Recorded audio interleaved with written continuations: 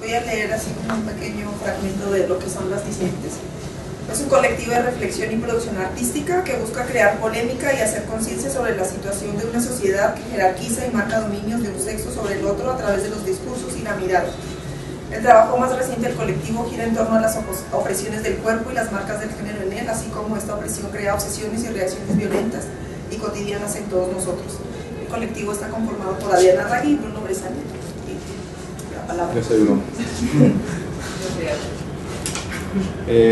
Hola, pues gracias por la invitación y que vinieron. Pensamos primero leerles un texto que es como una mezcla de los textos que hemos realizado y más o menos de lo que pensamos o decimos, y después ir haciendo como una revisión de lo que hemos estado realizando en este colectivo, que es relativamente nuevo. Empezamos en agosto del año pasado. Hemos estado, aunque ya nos conocíamos y habíamos hecho trabajos, ¿no?, juntos, que ya los veremos en la presentación. Y bueno, pues de lo que se trata es también ir como dialogando, ¿no? No es como de aquí para allá, sino es como poder ir interrumpiendo. Bueno, entonces el texto para hoy le pusimos la imposición del silencio. Sí, sí. La imposición del silencio fue una de las herramientas que utilizaron las dictaduras como forma de dominación. Esta dominación determina el cómo habito mi cuerpo, mi epidermis, mi sexo, mis emociones y restricciones, lo cual nos orilla y nos lleva sin control a un cuestionamiento más duro e imprescindible. ¿Cómo me habito y cómo me vivencio? ¿Cómo experimento mi género o lo que se supone que es mi género, mi ser, mi sensualidad y sexualidad, como consecuencia de mi actuar de cada día, cada segundo y cada momento de mi estar, de mi ser ante mi cuerpo y ante los cuerpos que me rodean? Hace unos meses, llegando a clase, una alumna me comentó: no he venido a clase porque siempre vomito después de comer y ahora gracias a esto empecé a vomitar sangre por la boca y también empezó a fluir por la nariz. Ella, la mujer objeto, el hombre impuesto, va destruyendo su identidad, va cortando y eliminando las marcas de su género, sus cabellos, su mirada, sus pliegues, todas las formas que la identifican, todas las formas que nos identifican, que nos estandarizan. Al quedar absolutamente neutra, limpia de cara, de género, se transforma en un individuo anónimo, en un ser queer. En ese momento regresa, empieza su búsqueda, se reconstruye, se reconstituye, rearma su cuerpo o el ideal del cuerpo deseado en un afán analítico de su posición, de su postura ante su género impuesto, ante la imposición que se genera ante los géneros, transformando todas las oposiciones, creando nuevas respuestas, inventando nuevos sellos, nuevas formas de ser ante su propio ser. Aún existen peores atrocidades que el exilio de tu ser, de tu epidermis, como las desapariciones de las personas, las torturas, los secuestros clandestinos y las apropiaciones de los niños. Esos delitos los sentimos como si nos hubiesen pasado a nosotros. ¿Es que acaso deseamos no estar determinados? ¿Será acaso que no queremos ser desplazados, que deseamos sentir esa desmaterialización de la estabilidad de un género dominante? La normatividad de la autodestrucción es una característica de nuestro cotidiano. ¿Acaso eres maricón? ¿Estás con otra?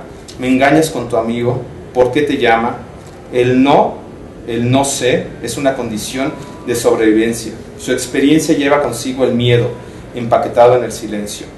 A esto se le llama acosar, y acosar sin género al parecer no existe. El ser visto depende de tu sexualidad, de tu origen biológico. Se te puede destruir impunemente si te apoyas en las nuevas formas de censura establecida. Quien gritaba por la libertad, por la igualdad, ahora te castra e intenta eliminarte. No eres aceptable si no te subyugas, no eres presentable. La nueva sociedad de control electrónico y libertades sexuales te entierran si acaso no respondes a los deseos impuestos por ellas. ¿Puede alguien que no ha vivido los silencios de los miedos interpelarlos? ¿Puede alguien determinar quién eres y cómo debes actuar o cuál debe ser tu género?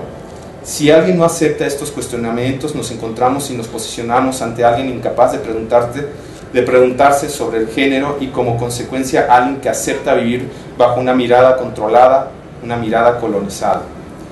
El cuerpo, la sexualidad, los fluidos, la epidermis, las formas, los olores, todos estos acaban definiéndose en un eje de control, una forma de ejercerlo, en donde los controles se manifiestan como políticas de Estado, en el que el Estado rige, dirige, ordena, encasilla a los cuerpos.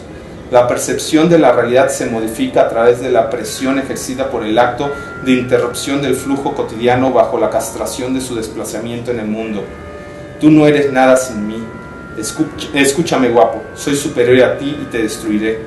Y la vida, tu vida, se transforma en una vida llena de silencios. El cómo habitamos los géneros, el cómo nos posicionamos en ellos, genera una serie de jerarquías, de normalizaciones discriminatorias, de desigualdades sociales y culturales, anteponiéndonos los cuestionamientos de las miradas de los otros y de nuestras propias miradas. Nos cuestionamos ante el espejo si somos o nos deseamos, si nos transformamos o nos destruimos ante el rol que nos fue impuesto y nos es impuesto y que nosotros elegimos jugar imponiéndonoslo y actuándolo constantemente. El cuerpo en sí es un eje de control político, de control social, de determinación en las indeterminaciones. Estas indeterminaciones lo transforman en un cuerpo para ser utilizado, para ser usado y deformado, como una representación del deseo del poder o como construyendo en él los símbolos deseados desde las jerarquías, las ideologías que los perpetúan y ratifican. Me bloqueaste en Facebook y ahora vas a morir. Negar la violencia a cualquiera de los sexos es un acto de ceguera absurda que el feminismo antipornográfico avala y aplaude como una gran revancha. La violencia que las feministas antipornográficas atribuyeron siempre al hombre, a ese ser calificado por su estructura de pensamiento como un ser de origen violento e incontrolable, ese ser el cual su sexualidad la clasificaron como violenta, enfocada en la genitalidad y emocionalmente indiferente, se diluye al aparecer la protección del anonimato en las redes sociales. Ellas ahora adquieren una dimensión diferente. Ahora ellas se empoderan, se imponen como las opresoras. Ellas impulsan la visualidad y la mirada homogenizadora del género, haciendo que el cuerpo sea absolutamente agresivo, destructivo y castrador. Las identidades corporales y sexuales son una construcción social sustentada en la violencia, que nos construye y destruye, en una ideología binaria de dominio, en la que exigimos confrontarnos sistemáticamente y totalmente al otro, al reprimido, al humillado, al no ideal normalizado. Solo hay dos posibilidades, dos únicas opciones nos encierran. Las alternativas y las formas derivadas de otros placeres son dos parámetros de acción sin ninguna reacción admitiva por el status quo dominante. Es esto, no elijas, no hay opción, solo es así porque eso es lo natural. La ciencia no miente, es lo que nos determina, es la mentira del dominador de los cuerpos sobre los cuerpos subyugados y abusados. ¿Cómo transformamos el cuerpo en un producto? ¿Cómo explicar la piel del patriarcado? Si el cuerpo de la mujer es periférico al cuerpo del hombre hegemónico, de la norma, de lo estandarizado y es colonizado mediante la mirada, las únicas herramientas que nos restan es atacar de frente, es utilizar la misma mirada para desmaterializar la imposición, la colonización, es poder combatir la mirada de la hegemonía destruyéndola desde su interior, desactivándola con sus propias armas de mediatización normalizadora. Estamos enmarcados desde el nacimiento con la imposición de nuestra sexualidad. Somos llamados machos, maricones, ojetes, putitos, bolleras, tortilleras, maricas, zapatones, trastornados, gordos, ñangos, apestosos, rosados, zorras, perras, cerdos, y nosotras, las que escribimos estos y muchos otros más, somos todos ellos y no nos importa lo que nos digan. Somos orgullosamente putas, jotos, rosados, gordos y apestosos. Después de todos, nosotras somos las que lubricamos por todos nuestros orificios. Y de aquí que el que escribe en femenino no me determina como mujer, no por poner nosotros soy un hombre macho loco. Tú no decides sobre quién puede o debe tocarme, sobre qué debo o no decir. Tú no decides cómo debo autonombrarme. Tú no controlas mis masturbaciones, mis deseos, mis juegos, mis fantasías. Y sí lo deseo. Me gusta ver lo que tú no puedes ni siquiera concebir, lo que tú bloqueas por tu moralismo feminista antipornográfico. Escurro al verlos así, tan reprimidos, aburridos, tiesos, tan negados. Soy violenta, soy analítico, soy observador. Nosotras en este texto nos daremos la oportunidad de odiarte, de detestar tu cotidianidad burguesa, la de tu familia perfecta. En este texto te amaré para destruirte lentamente. Mis tacones son más grandes que tu pene, mi clítoris es hermoso, amo a la Virgen de las Panochas, todos los micrófonos son ofensivos, son como falos que me violan. Ahora sí te eliminaremos, somos anónimas y no nos importas. El acoso es una forma de violencia que puede acabar con el espacio físico del cuerpo, con su tranquilidad. La persona se siente exiliada del sistema de protección, se siente perdida, aturdida, desequilibrada. Su vida queda en un estado de indefensión. Por ello, debemos pensar que la violencia no es exclusiva de un género o de un sexo, no es inherente a los hombres. La violencia no solamente la cometen los hombres, y el acoso cibernético es el ejemplo más claro de esto, porque ahí la intromisión en el espacio y el tiempo corporal del otro no se debe a la fuerza física, solo se debe a la obsesión del control del otro. Nosotras nos oponemos a esta interpretación y apuntamos que aquí es donde yace el problema que hemos puntualizado desde el principio. Citando a Beatriz Preciado, la violencia de género no existe. Lo que sucede es que el género mismo es la violencia, que las normas de masculinidad y feminidad, tal y como las conocemos, producen violencia. Es donde terminamos el texto. Entonces ahora vamos a... Bueno, eso es más o menos lo que somos y lo que hacemos, y esto es más o menos, pues son fragmentos de diversos textos que hemos escrito, combinados, y pues más o menos lo que pensamos. El trabajo del colectivo empezó en agosto más o menos del año pasado. Éramos 3 personas en el colectivo y trabajábamos con Adriana Calatayud, quien ya no está en el colectivo por razones personales, pero la idea era, bueno, sigue siendo cuestionar un poco este trabajo que hacíamos, porque trabajábamos con el taller de arte y género de Mónica Mayer, cuestionar un poco esta idea del feminismo, digamos, hegemónico, en el que se propone que las mujeres son las víctimas y los hombres son los victimarios automáticamente, y hacerlo desde el arte, pero también desde escribir textos, desde nuestro trabajo como profesores, como desde todos los puntos de nuestra creación, ¿no? Este es un trabajo que estamos realizando en este momento, que la primera etapa la realizamos en Rosario, Argentina, donde fuimos hace una semana, más o menos, donde presentamos una ponencia, que parte de la ponencia está aquí, y aparte hicimos una serie de video performance, y esta fue como la primera acción, digamos. Entonces, bueno, nuestro trabajo parte del taller de Mónica. No sé si conocen el taller, bueno, ya no existe de hecho, pero ella formó un taller con la idea de trabajar alrededor del feminismo y del arte, ¿no? Ahí uno de los problemas que teníamos, bueno, que teníamos desde el principio, es que a Mónica no le parecía que hubiera un hombre en el taller. Tenía un problema biológico, me sobraban algunas partes. Pero también, bueno, el cuestionamiento ahí fue como medio tramposo, porque se invitó a un taller de arte y género, no un taller de arte feminista. Actualmente ya es como más coherente, ahora se llama taller de arte y feminismo. Exacto. Pero bueno, ahí es donde nos conocimos, Adriana Ray y yo, y bueno, también Adriana Calatayud, es donde nos encontramos, por eso lo puntualizamos. La primera obra que hicimos, el primer trabajo en colectivo que hicimos los 3, fue dentro de una exposición que se llama Mujeres y qué más, que era organizada por el taller de arte y género alrededor de un archivo, el archivo de Ana Victoria Jiménez, que es un archivo sobre el movimiento feminista que Ana Victoria armó con fotografías que ella tomaba y recortes de periódico y demás, ¿no?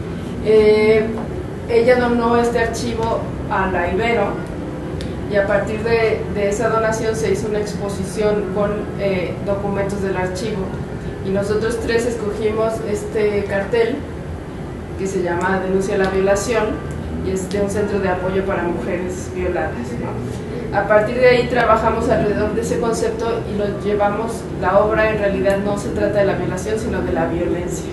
Y bueno, es porque era uno de nuestros intereses, ¿no? Entonces la pregunta que le hacíamos a quien iba a participar en la obra era ¿cómo denuncias la violencia? Y de lo que se trataba es que la gente llega y está ese mueble con los hilos y demás y trabajan en una mesa haciendo bocas pensando en la violación, cómo denuncias, perdón, la violencia, ¿no? Y entonces se van formando las bocas y se van uniendo y va creando como este tapete que fue creciendo y creciendo. Y bueno, ahí están trabajando.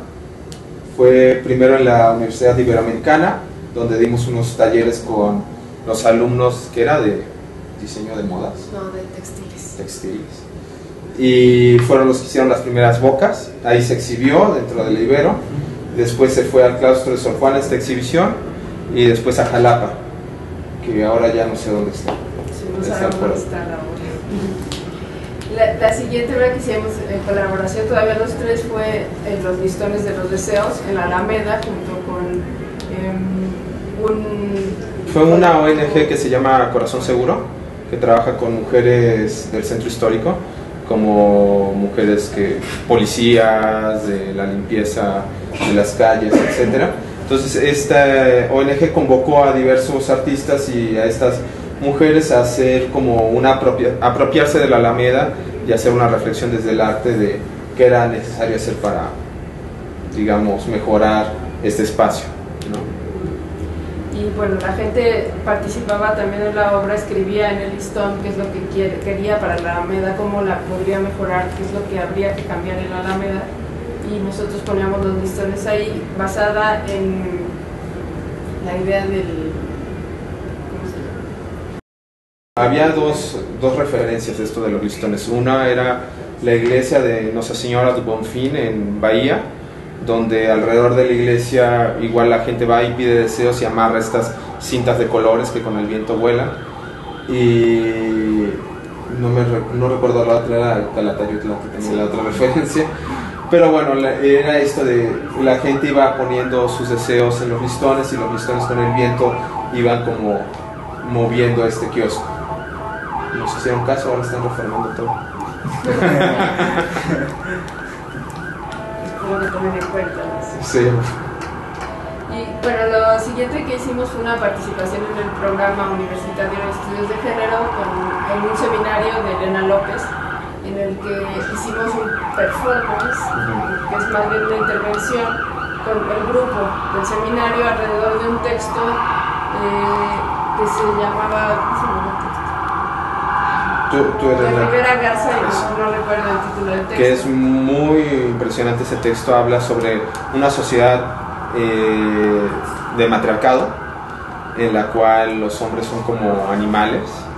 Y entonces la anécdota es de que está como la chica y ve como a este animalito hombre en el jardín y lo esconde en su casa, y entonces lo empieza como, ella escribe y dice, bueno, lo bueno es que como es un animal no entiende lo que escribe, ¿no? Y lo tiene ahí como arrinconado, hasta que ella, para tenerlo, tenía que pedir un permiso y no sé qué. Entonces hasta que viene la policía y la mujer la cacha y se llevan a su animalito hombre, ¿no? Y entonces era como una sociedad de control extremo acerca de si eres el sexo masculino, estás excluido y solo sirves para la reproducción, ¿no? Entonces, basados en ese texto, hicimos una acción performática en el PUEC, y se llama El olor de las naranjas porque había un árbol de naranjas en el jardín de esta mujer y era lo que siempre estaban como jugando, ¿no? Con las naranjas, y la mujer policía aparte apretaba una naranja cuando iba a buscar al hombre. Y bueno, en el performance hay una participación del grupo donde solo había un hombre, porque era uno de los estudios de género y casi no hay hombres ahí. Y precisamente la idea es que quienes participaban, que era todo el grupo, le tenían que dar órdenes. Y nosotros lo que hacíamos era darles preguntas, y ellas le hacían las preguntas y le daban una orden, pero además fue como muy impresionante cómo fueron cada vez más violentas las órdenes que le daban, cada vez más represivas, y cada vez, cuando en realidad nosotros no les habíamos dicho que qué es lo que tenían que hacer con esas órdenes. Y mientras le daban la orden, iban exprimiendo una naranja en un vaso. Al final, el chico se tenía que tomar el jugo del vaso, lo cual rechazó. Sí, no se tomó el jugo. Dijo, ya es suficiente, ya me torturaron suficiente. Esa fue la última participación de Adriana en el colectivo. Y después participamos en el simposio de la ENAP, un simposio que se hace cada año, este era el 7º, y leímos una ponencia sobre el cuerpo cuestionado. Y bueno, precisamente hablábamos de esta delimitación desde el cuerpo, fue como el primer texto en el que empezamos a escribir esto. Y utilizábamos la obra de Chris Bierenbach, de Nicola Constantino y de Jesús Monteagudo para hablar de cómo vemos el cuerpo, cómo los artistas lo utilizan y cómo es que podemos, en cierta forma, los artistas despedazar al cuerpo. Que en el caso de Chris Bierenbach es un video en el cual es directo al rostro y con unas tijeras se corta todo el pelo, que se ve casi que se está arrancando la piel, y al final, ya que se corta todo el pelo, se pone una peluca y es cuando sale de cuadro. O sea, como a pesar de que estoy destruyéndome, voy a salir a la sociedad y tengo que mantener como la imagen, ¿no? Y en el caso de Nicola Constantino es un jabón que hizo con grasa de su cuerpo. Se hizo una liposucción y después con eso hizo una serie de jabones. Y en el caso de Jesús Monteagudo es una instalación que hizo de fotos del culo, pero el ojete, o sea, y entonces hacía de hombres y mujeres y hacía un gran mural que no podías distinguir cuál era masculino o femenino. La siguiente participación fue nuestra última participación en el PUEP. También fue basada en un texto de Sueli Rodnik sobre la obra de la brasileña. ¿Se me olvidó? ¿Chris? No. Ah, ya me acuerdo. Sí, pero es que siempre se me olvida su nombre. Tal vez tú te acuerdas, Vicky. Esta brasileña francesa que trabaja... de Lydia Clark. Lydia Clark. Ahí está, gracias. Y lo que hicimos fue hablar, por eso precisamente el performance se llamaba El cuerpo relacional, por estos objetos de Lydia que tienen que ver con lo relacional también. Y lo que hacían los alumnos era ver un video que hicimos nosotros y experimentar con objetos, mover sus manos en el agua, en los objetos. Mientras estaban totalmente privadas de la audición, tenían unos tapones que no pueden escuchar nada, entonces perdían mucho la percepción de lo que estaba sucediendo. Y al final hacían dibujos y escribían cuál había sido su experiencia y la intercambiaban. Después participamos en un simposio en el MUCA sobre el cuerpo. Todo el simposio era sobre el cuerpo, el feminismo. Y aquí nosotros hablamos de la sexualidad, los fluidos, la epidermis, varias partes de ese texto están aquí. Y al mismo tiempo presentamos un performance, un video performance, que había toda una apartada de video performance y se los vamos a mostrar.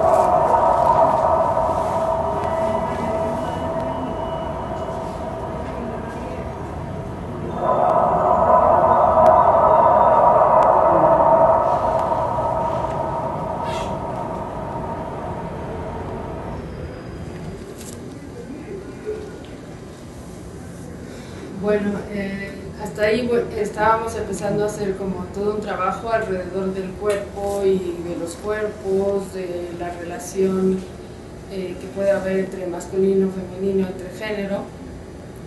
Y entonces sucedió un evento. Llegó diciembre. Llegó diciembre y con diciembre llegaron las sorpresas. La Navidad. Digamos que empezó algo que nos está, digamos, hasta el momento presionando, que fue un acoso que estoy sufriendo en particular y que estamos sufriendo en general como colectivo, de una persona que empezó a publicar difamaciones en contra mía y en contra del colectivo. Y entonces en diciembre empezó a publicar estas difamaciones en diversos grupos feministas, los cuales empezaron como a atacarnos y mandarnos mensajes de insultos. Entonces escribimos un texto hablando sobre esto que se llama los feminismos liberales. Bueno, retomamos un texto de Beatriz Preciado y lo nombramos así: los feminismos liberales me han traicionado y espero crecer sobre el estiércol, ¿no?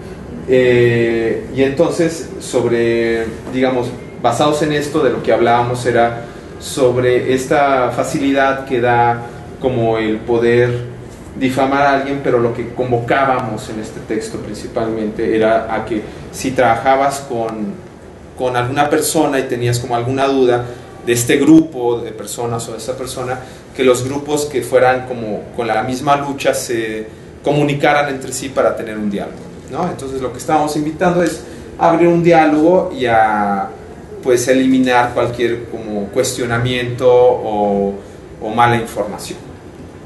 Que además, bueno, ahí hubo, aparte de esta idea de crear un diálogo, nosotros nos empezamos a cuestionar qué estaba pasando, que la reacción era tan violenta, porque fue realmente violenta, ¿no? Ya me quedé sí. Soy muy chismosa y quiero saber qué estaban diciendo. Las difamaciones.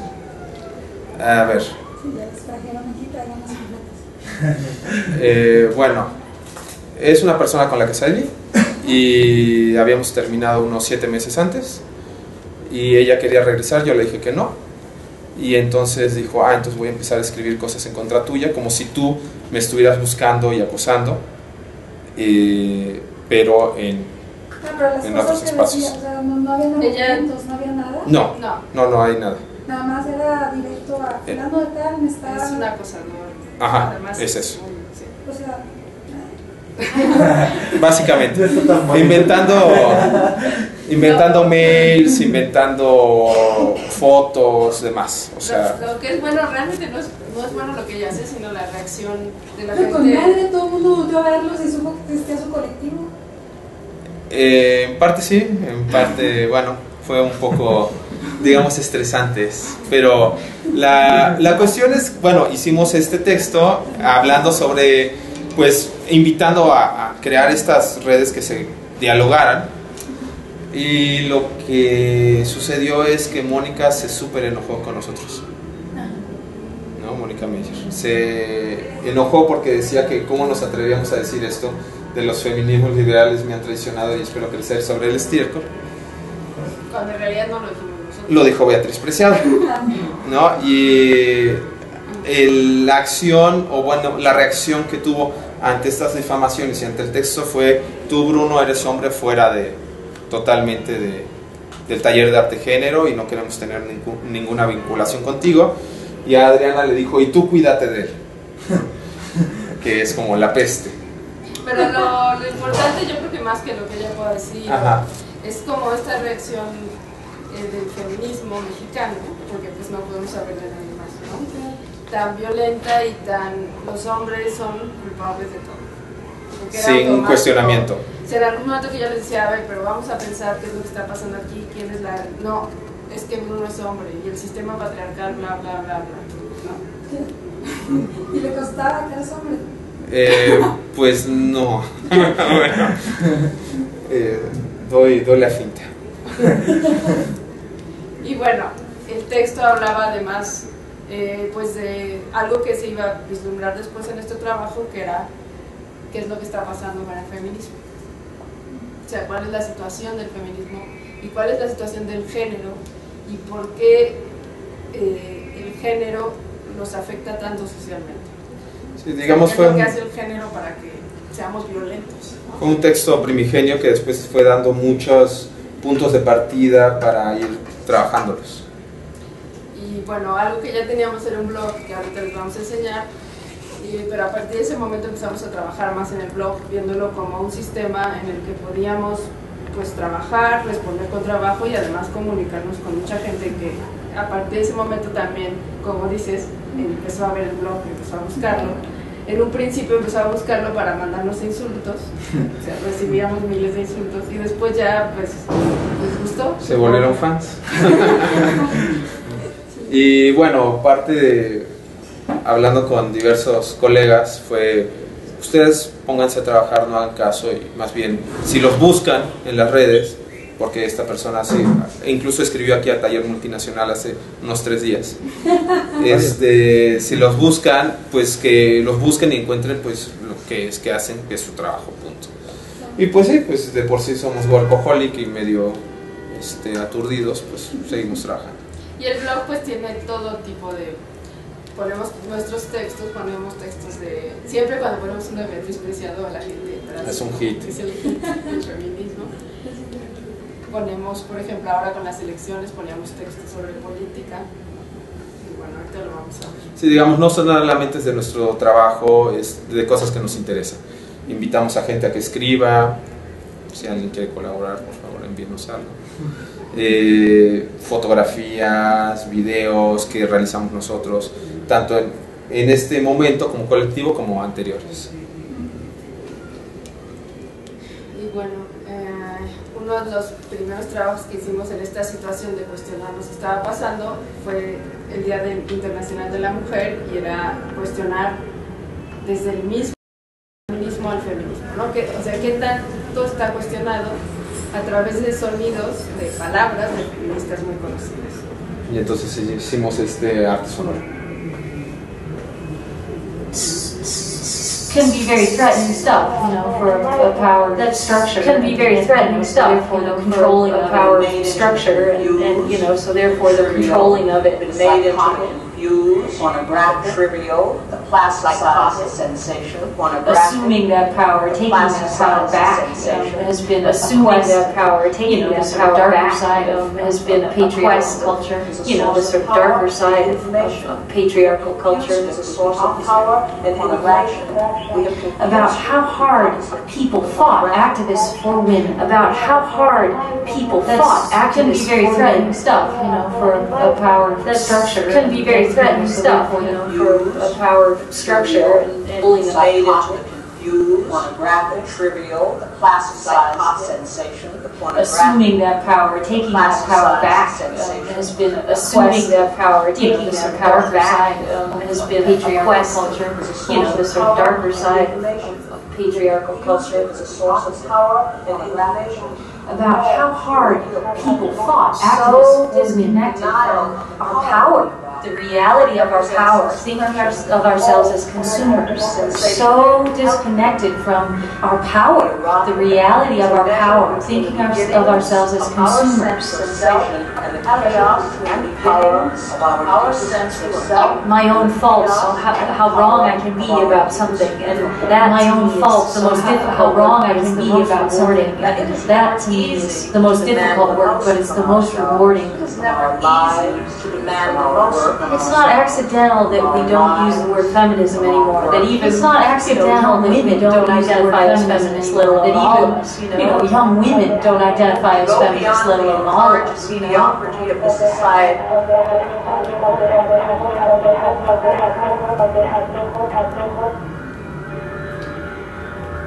Bueno, estas son las pensadoras que están, sus voces ahí. Tenemos desde Annie de Franco, que Adriana es hiperfan. ¿Cuál es la que está en Afganistán? Es Malalai, ¿no? Que es impresionante el trabajo que hace. Y aparte le dice en esta entrevista, le están entrevistando para una cadena en Estados Unidos, les dice: es que tenemos aquí un conflicto en Afganistán que nos está llevando entre las patas a todo el pueblo de Afganistán, que son ustedes, que son los invasores, y los talibanes. Entonces tenemos que quitar uno de los dos para nosotros poder reconstruir nuestro país. Entonces váyanse ustedes, gringos, de nuestro país, ¿no? Entonces, y se enfrenta a los gringos y a los talibanes, y entonces de una forma de nosotros, el pueblo de Afganistán, queremos constituirnos de forma diferente, no con lo que nos digan. Es muy fuerte lo que habla. Y bueno, si quieres explicar. Audre Lorde y Susan Douglas, que son dos feministas muy conocidas, sus voces están hablando sobre todo en contra de la pornografía y diciendo que la pornografía está mal, que hemos visto mal el cuerpo, pero que las mujeres tienen otra sensibilidad. Y la voz que más se oye es la de Ani DiFranco, que es una cantante, pero en la entrevista lo que ella está diciendo es no es raro que ya no nos identifiquemos con el feminismo a pesar de que ella es feminista, porque pues el feminismo se ha quedado en una cosa que no nos da nada nuevo, ¿no? Tendríamos que movernos hacia otro lugar si queremos. Lo que ella le preguntan es: tú que tienes cierta edad, ¿cómo ves a las feministas? Y ella dice, es que ya casi la gente de mi edad no es feminista y no se identifica y no se va a identificar mientras no lo pensemos de esta manera, mientras no tratemos de recuperar nuestro poder como mujeres, como seres humanos, como, ¿no? Nos olvidemos del consumismo y nos olvidemos de este feminismo que se oye atrás todo el tiempo, que es el feminismo antipornográfico. Después hicimos una propuesta para Clínica Regina. Ese fue un periodo también que ha sido como bastante duro, que fue Adriana, su padre se enfermó de cáncer y murió hace poco. Y en todo ese proceso Adriana, como siempre en el colectivo, ¿qué es lo que hacemos? Uno hace una parte del trabajo y se la avienta al otro, y el otro la reformula y te la regresa, etc. Desde los textos hasta las imágenes. En este caso Adriana estuvo registrando con su celular todo el proceso de la enfermedad y muerte de su padre, me aventaba las imágenes y yo las he estado trabajando. Estas imágenes las propusimos para Clínica Regina, donde les gustó la idea de este trabajo que habla sobre la muerte y el deterioro del cuerpo, y entonces estamos pues armándola, ¿no? Todavía está en proceso de armado esta exhibición para Clínica Regina. Después tuvimos una participación con los Faros de la Paz, no sé si los vieron, que estaban aquí en la Plaza de Santo Domingo, que te daban un solo tubo y entonces tú hacías un faro hablando, bueno, aquí está el proyecto, como de la paz, de lo que se puede hacer para cambiar. Y era una propuesta del gobierno del DF y de este pintor, no recuerdo, que es de Cuernavaca. Y entonces estos sonotubos se supone que van a estar dando la vuelta en diversas plazas públicas, como, o sea, invitando a la gente a la paz y a la reflexión. Entonces hicimos dos piezas y deben estar por aquí. Sí, la mía es la de la izquierda, la de Adriana es la de la derecha. Después participamos en un concurso sobre la diversidad sexual, que fue en la inauguración en el Museo de la Mujer. Yo Fotógrafo se llamaba en un principio el concurso, que convocado por Pancho López e Irving Domínguez. Y bueno, realizamos esta pieza, que esta pieza es, digamos, yo estaba trabajando sobre los encuentros sexuales en la red y estaba haciendo una serie de fotos para eso, que tengo ahí una serie. Pero cuando salió la convocatoria, pues debido a mis debilidades, yo quería fotografiar a algunos chicos y me aburría muchísimo. Entonces le dije a Adriana, oye, pues métete a estas páginas y fotografía pues, a quien te llame la atención, entusiasme o despierte alguna pasión. Entonces encontró a este chico, que está bastante bien, y pues bueno, yo hice el trabajo de postproducción, como les digo que trabajamos. Ella tomó las fotos, yo hice el trabajo de postproducción y pues lo enviamos a ese concurso donde quedó seleccionado. Lo interesante de el concurso es que todas las otras fotos finalistas, bueno, ninguna es sexualmente explícita, solo la de ustedes. Como que antes, o bueno, por lo menos 80s, 90s, todo este movimiento de diversidad sexual, lésbico, gay, bla, bla, bla, siempre era como súper erótico. Y ahora es como muy conceptual, ¿no? Totalmente conceptual. Sí, es como... Ponen mujeres con libros, que cada libro tiene un significado, cosas Y bueno, fue un trabajo muy divertido para mí. Se la pasó bien una buena noche. Y pues sí, era impresionante que veías todas las fotos finalistas y solo esa tenía ángulo, ¿no? Todo lo demás era muy conceptual. Sí, que aparte teníamos unas 2, 3 que queríamos enviar, solo puedes enviar una. Y esta, le dije a Adriana, es que esta hay que enviársela porque se la voy a dedicar al Irving, le va a gustar. Y entonces ya, sí, ya después se rió cuando se enteró. Bueno, después nos fuimos a Argentina, participamos en un congreso, en un encuentro, con un texto que leímos, parte de lo leyó Bruno, sobre el acoso. El acoso seguía y entonces decidimos que pues había que hablar de eso directamente. Y hablamos sobre lo que le hace el acoso al cuerpo, de todas las consecuencias que vive alguien que es acosado, ¿no? Que son muchas, a pesar de lo que uno pudiera pensar, ¿no? Que es como una destrucción de tu lugar, de tu espacio, una destrucción de tu cuerpo, una destrucción de tu libertad. Y en el texto hablamos de eso y de las obsesiones. Porque bueno, parte de lo que estaba sucediendo y que no entendíamos muchas cosas es que nos pusimos a investigar. Bueno, a ver cómo se determina esto desde a nivel psicoanalítico, a nivel corporal, a nivel anímico, a nivel legal, qué es lo que sucede, ¿no? Aquí y en todo el mundo.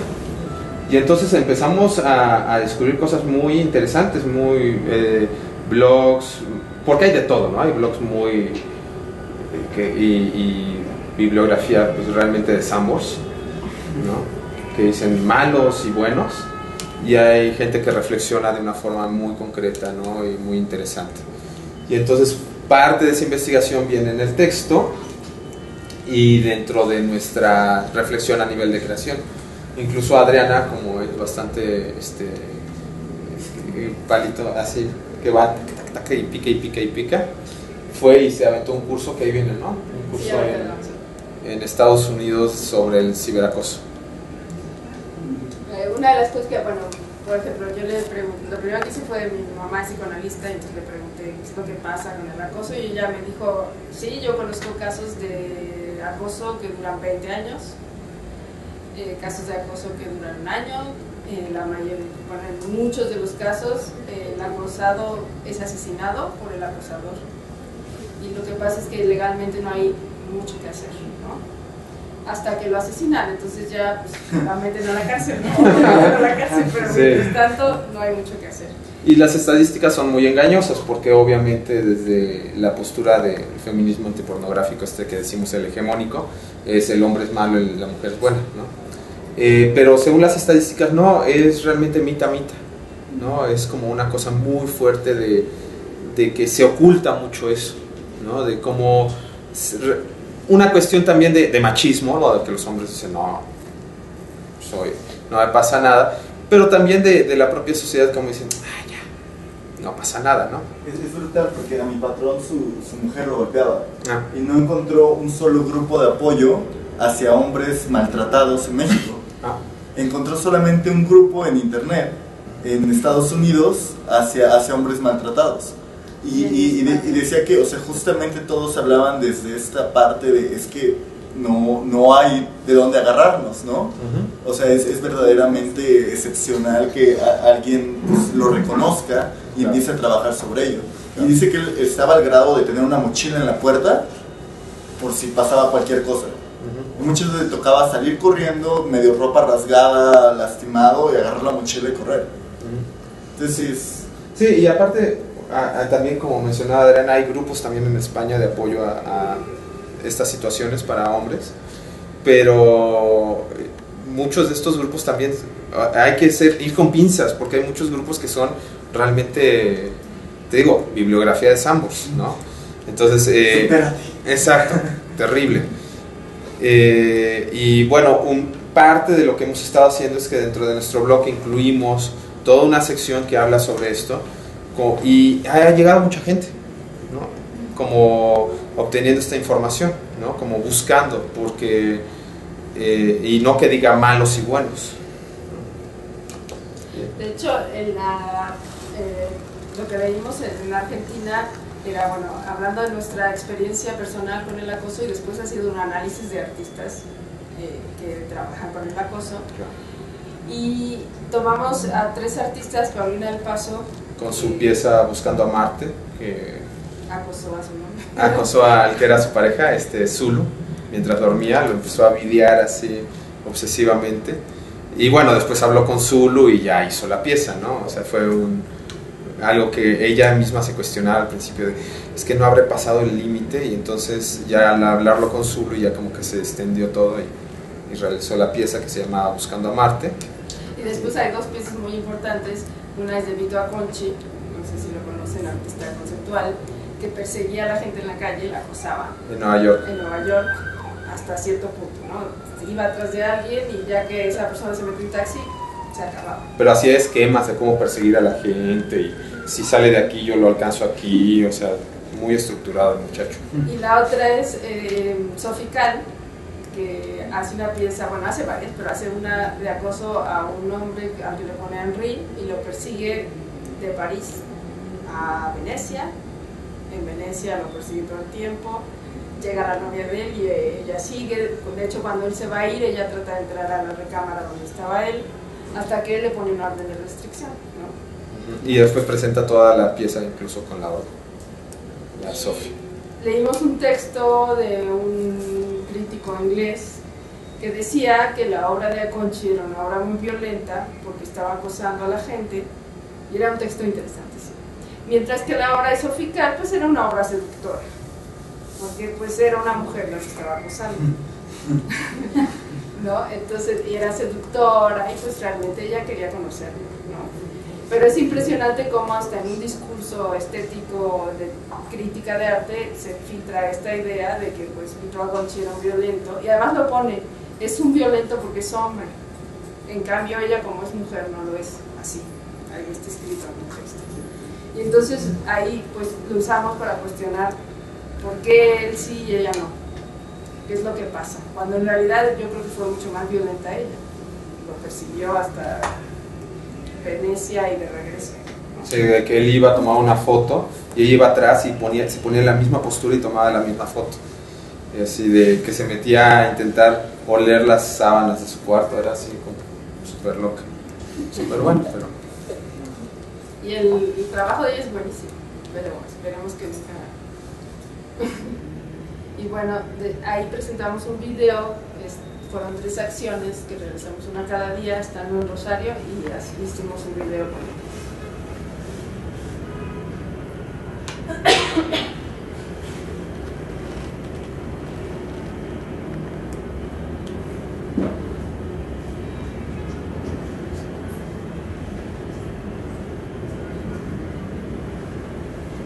Fue el audio, ¿no? O sea,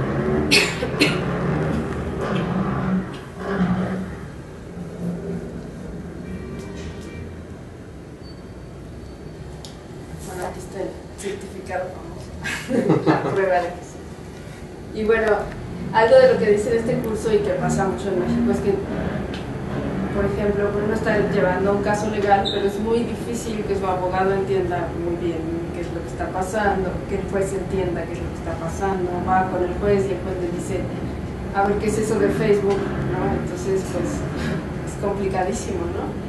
Y precisamente hay, como en Estados Unidos, toda una serie de asociaciones que tienen que ver con el acoso cibernético, porque pues ya han habido varios casos de suicidios, ¿no? Entonces, pues es como una forma de prevenirlo y de enseñarle a la gente. Tomar este curso requiere que les mandes pruebas de miles de cosas para que no vaya a ser un acosador el que lo tome y se entere de más cosas. ¿Por qué pruebas tienes? En dónde trabajas, con quién trabajas, etcétera. O sea, te acosan para tomar. Exacto. Y bueno, en el blog pusimos el apartado de recursos e información sobre el ciberacoso, que ahorita se los vamos a enseñar. Y bueno, tenemos un trabajo sobre el exilio que va a ser publicado en una revista del CUEC. Y bueno, lo que hicimos ahí fue un trabajo colectivo desde dos experiencias diferentes. La experiencia de Bruno como exiliado y mi experiencia como alguien que ha vivido con gente exiliada desde niño, ¿no? Una de mis primeras experiencias respecto a la violencia precisamente tuvo que ver con eso. Cuando yo era niña y en mi escuela primaria estaba llena de chilenos, argentinos, uruguayos, y yo le pregunté a mis padres que por qué, y ellos me explicaron, así como son ellos, sin ningún problema, lo de las dictaduras, y a mí me causó todo un trauma ahí pero no entiendo por qué hace eso la gente, ¿no? Yo era una niña. Y entonces, desde la experiencia de Bruno y desde mi experiencia hablamos del exilio, en un texto y en un video.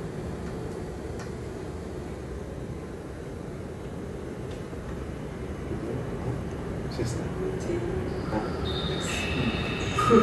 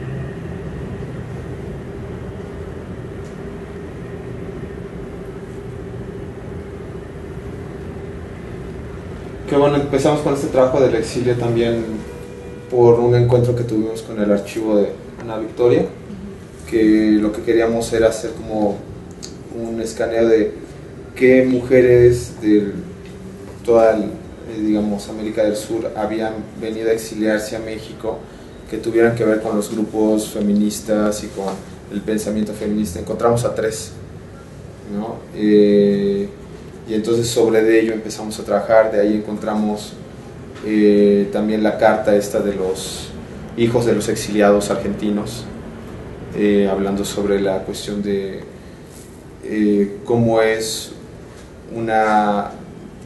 se rompen los derechos humanos al momento de haber crecido o haberte obligado a crecer en circunstancias que no hubieran sido como las naturales del país de donde venías, con esta añoranza de estar en otro lugar. También tomamos varias experiencias, por ejemplo, hablando una vez con una amiga uruguaya que se exiliaron en Italia ellos, porque su padre era el psicólogo de la guerrilla uruguaya. Bueno, es una guerrilla con psicólogos desde siempre, ¿no? Entonces iban y decían sus cosas, y hubo un momento en que el papá tuvo que huir. Lo interesante es que cuando ella regresa a Uruguay a hablar con sus familiares, amigos de su padre y demás, en Uruguay ya nadie quería hablar de ello. Todos estaban como, o por lo menos eso fue lo que a ella le pasó, todos estaban como en el silencio, como cerrar eso. Mientras que los que estaban exiliados con su padre en Italia y en Suiza, era así de, estaban hablando de ello todo el tiempo, se habían quedado como en esta cuestión de estar vivenciándolo todo el tiempo cuando hubo esta ruptura y pues afastamiento, ¿no? Entonces un poco con las experiencias personales, mi propio exilio que fue de mi madre, que tuvo que salir de Brasil durante la dictadura, hasta lo que platicó Adriana con su experiencia en la escuela, pues fuimos construyendo este texto junto con estas artistas que eran, una era de las madres de la Plaza de Mayo, ¿no? ¿Cuáles eran las artistas? Hablábamos de una de las madres de la Plaza de Mayo, ajá, pero ya no estaba en México. No, pero estaba en el archivo. Sí, estaban todas en el archivo. Ajá. Ella estaba en el archivo por alguna carta. Había una guatemalteca y una chilena. La guatemalteca regresó a Guatemala y fue asesinada. Ah, está. Sí. Y la chilena fue a la que le secuestraron el hijo y le entregaron las manos. O sea, ella quería de regreso a su hijo y le entregaron nada más las manos. Entonces sí hay como una serie ahí como de historias que vamos trabajando en el texto, que va a salir en la revista esta del poeta. Que es sobre el silencio, ¿no? El exilio y el silencio, como uno deja de hablar de él, ¿no? Porque además, por ejemplo, en el caso de mis padres que me contaron lo que había pasado, las dictaduras y demás, yo me enteré muchos años después de que el hermano de mi papá, mi tío, había estado en la cárcel en el 68, ¿no? Entonces ellos me contaron con pelos y señales lo que había pasado allá, pero nunca me dijeron que mi tío había estado en la cárcel, ¿no? Es como ese silencio de las cosas que son más cercanas que no se cuentan. Bueno, y después también cuando te enteraste que de la otra parte de tu familia fueron quienes lo soltaron. Porque bueno, era de la parte de inteligencia del gobierno, la otra parte de la familia, y también había el silencio de que nadie supiera, y fue quien sacó al tío. Claro.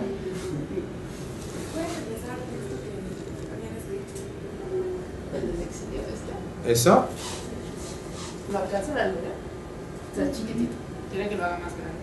No, pues sí se lee, ¿no? Sí, sí, sí. ¿Ya? ¿Sí? ¿Está bien? Ok. No, todo el texto va a salir en la revista, porque esperemos que este año. Es que son de estas revistas que, bueno, tardan tiempo en salir. Y luego hemos hecho 3 curadurías para 3 diferentes lugares. Esta primera es una curaduría que hicimos para Fue para el Museo de las Mujeres Mexicanas que Artistas. nos rechazaron, por supuesto, por ciertas situaciones particulares. Se llama Bruno es acosadora.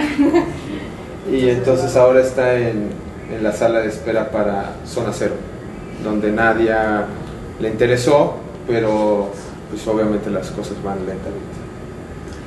Y bueno, lo que hacemos es hablar de lo queer, del cuerpo, precisamente de todo esto que estamos hablando, desde el punto de vista de varios artistas.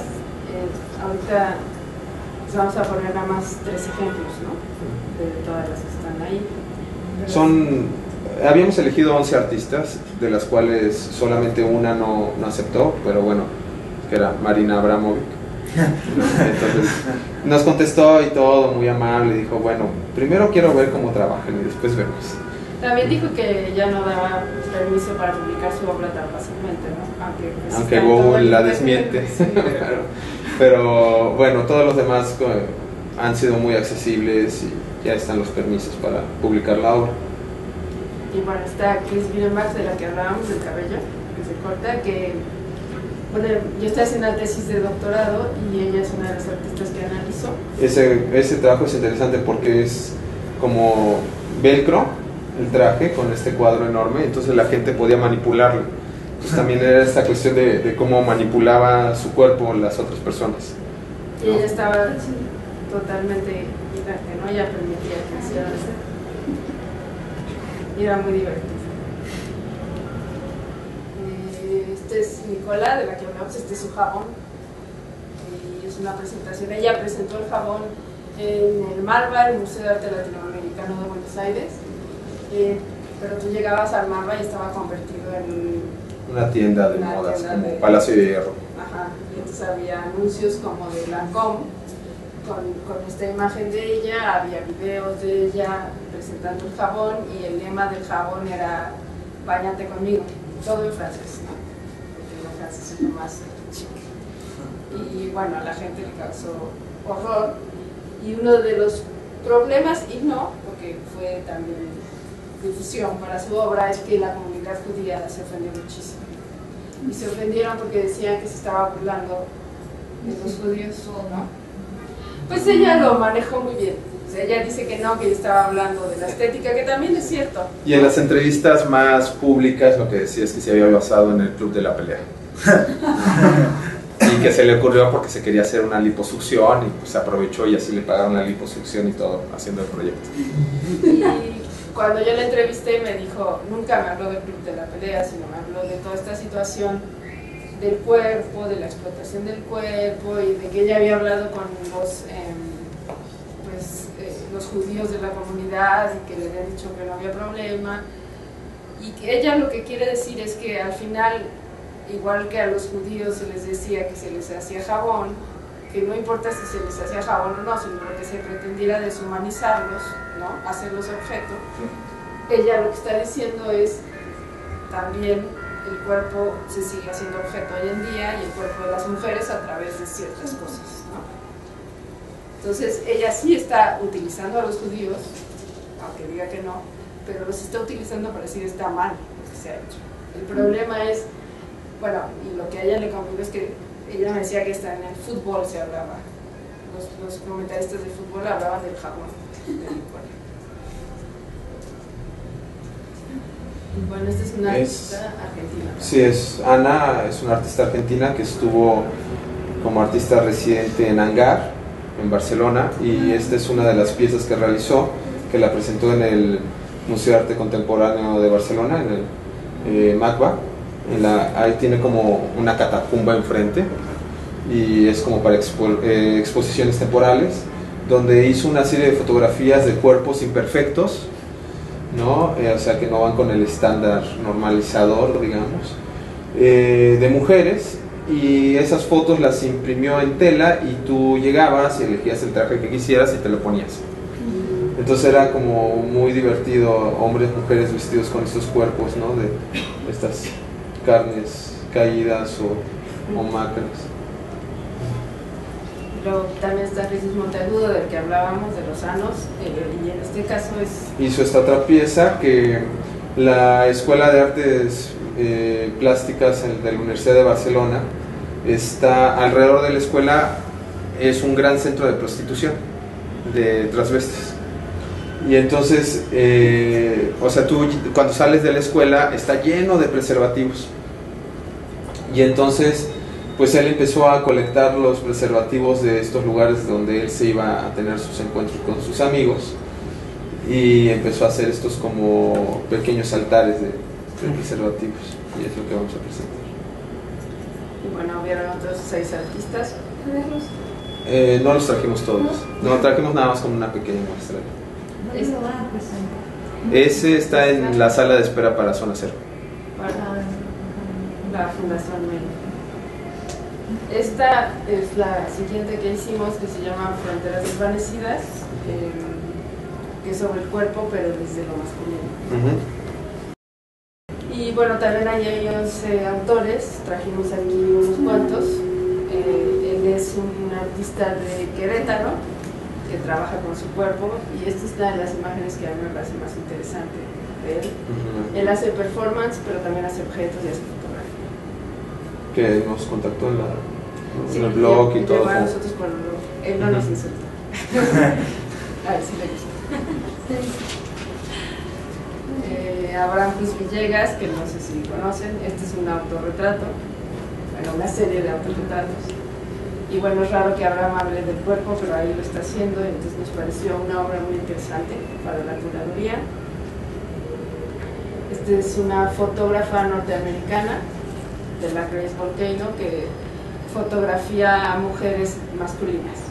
Entonces lo que está hablando es de la masculinidad femenina.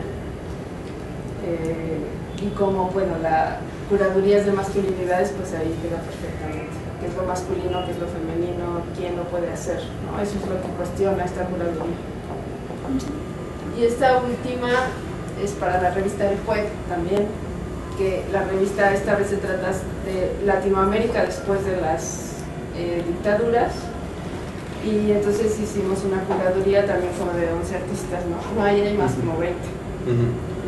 Y bueno, la idea era entender qué es lo que pasa con el arte en Latinoamérica a partir de que se terminan las dictaduras. Realmente casi todos los artistas que escogimos crecieron después de, ¿no?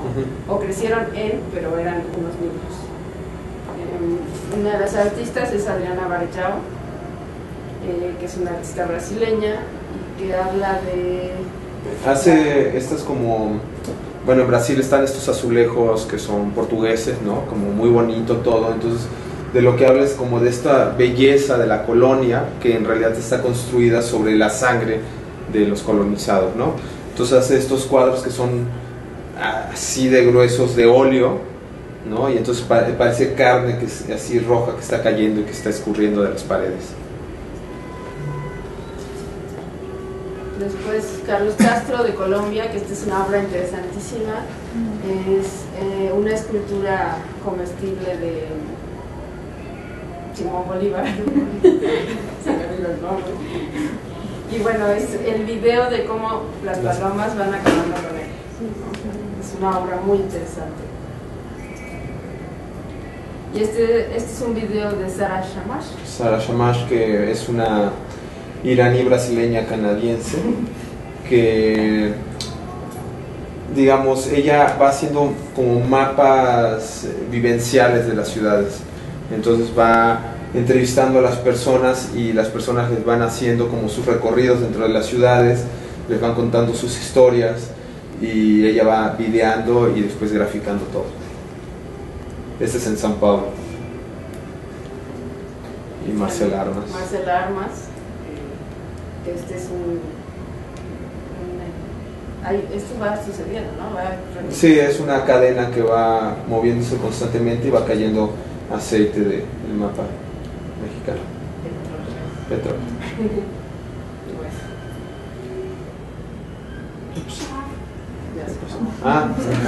Me asusté. Vamos, les voy a enseñar el blog. Sí. Esta última curaduría no tenía nada que ver con el género.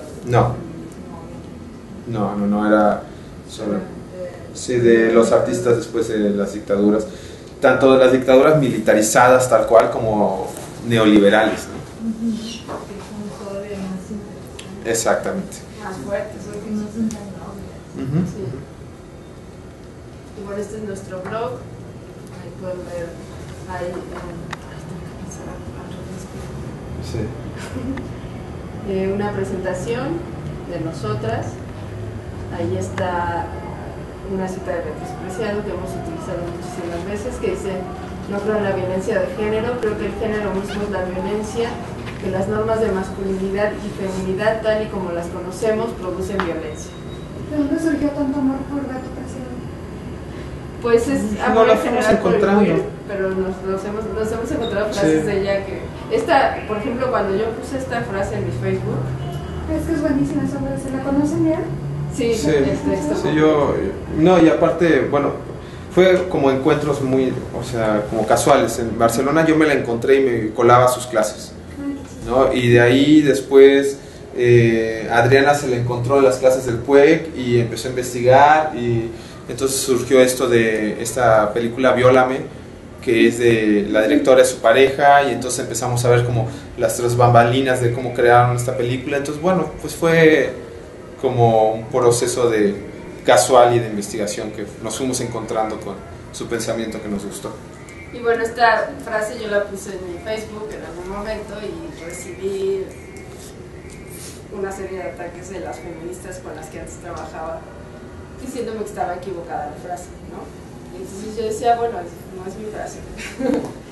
Sí, diciéndote que lo que pasa es que Beatriz decía eso porque nunca había estado en las maquilas de Ciudad Juárez. Sí, alguien me dijo eso y bueno, mi respuesta era tú tampoco, así que ni yo tampoco, ni... no podemos hablar de eso. Pero bueno, aquí está la presentación de cada uno de nosotros. Mi trabajo originalmente es pintura, tradicionalmente pintura, soy profesora de ENA. Y bueno, Bruno hace fotografía. Y ahí está nuestra... de la ciudad. Sí. Que también, si lo pones abajo, siempre hemos intentado trabajar con esto de Creative Commons, ¿no? Esta cuestión de la autoría y de no reproduzca, además se nos hace totalmente fuera de lugar, ¿no? Y bueno, en el blog están muchas entradas de la gente que pregunta y responde y demás, ¿no? Por ejemplo, la pornoterrorista de España, Ana, de Anita sí. Torres. Nuestro proyecto de SDH. Sí, y bueno. Va a venir el próximo año. Pues tenemos 6 meses. Va a haber también un festival de pornografía de la mirada femenina, ¿no? Sí. Lo organiza, uno de los organizadores es la pareja de esta Paulina, exactamente. De Paulina del Paso, la que pusimos, estábamos hablando del video. Sí, bueno, está chido. Aquí todos los días publicamos algo en la parte de mensajes y algunas otras cosas. Por ejemplo, está El Despreciado, por la película de Misery, que le puse Miseria, no sé si la han visto, que es una cosa loca. O este texto, no, este no. Por ejemplo, está esto del proceso electoral mexicano. Es un blog. Este texto de Ver Despreciado, bueno, lo puse y entraron al blog como 2,000 personas, ¿no? Sí, lo que pasa es que ahora yo estoy también trabajando mucho sobre la pornografía y entonces pues empezamos a investigar sobre eso. Y... ¿De quién era la foto? ¿Cuál foto? Acá estos son los bloggers que les gustan. No, la foto de... ¿Cuál? De ahí ya sí fue lo de Arteleco. ¿Sí? Ajá. Sí. Pero ¿quiénes son las chavas? No sé, está en el texto de ella. Sí. O sea, yo lo saqué del texto de ella. Es Ibaya y Elena. Y bueno, por ejemplo, aquí está nuestro anuncio de lo de hoy, cosas de talleres. Este es un taller que está ahí en el centro de Tlalpan, que es de unos amigos, de grabado, un pequeño poema. Así hay, cada día ponemos, o intentamos que cada día haya algo nuevo, ¿no?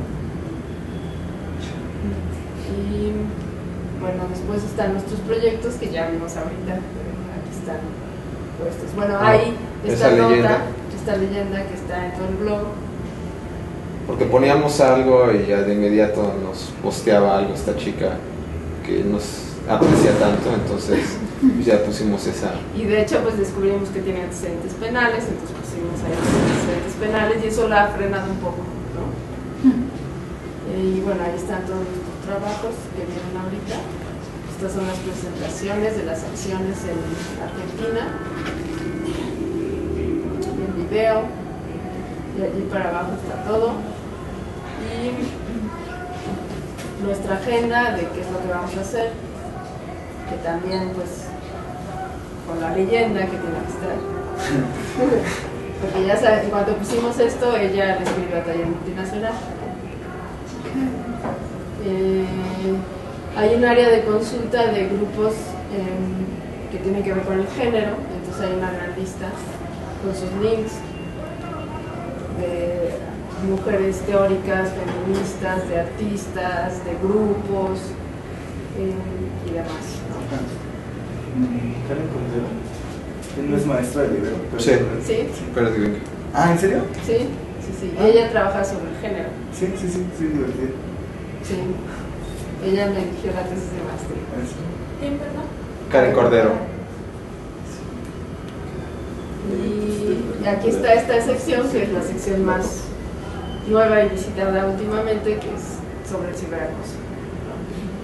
Y bueno, una de las cosas que hizo ella fue lograr que otros la apoyaran, que fueron las feministas. Y entonces, cuando empezamos a investigar, descubrimos esta frase que no la escribimos nosotros, sino que está en un blog sobre el acoso, que explica que siempre los acosadores consiguen gente que les ayude, ¿no? Siempre hay alguien que los va a apoyar, y entonces todo va a parecer más real, porque ya son varias las que dicen, ¿no? Que no es tanta. Y bueno, aquí está explicaciones, características y varios los tipos del ciberacoso. Nos centramos en el ciberacoso porque es lo que ella hace precisamente. ¿Por qué tanto odio de ellas? Y bueno, aquí está una bola de links. No solo es hacia mí, a su ex marido le hace lo mismo. No soy tan especial. Sí, de hecho ya tiene varios antecedentes penales por lo mismo. Y bueno, tenemos el Facebook. No, tenemos nuestra página, que ahí también, bueno, vamos poniendo cosas que cuando hay red se ve. No, Ahí está. Esta es nuestra página de Facebook.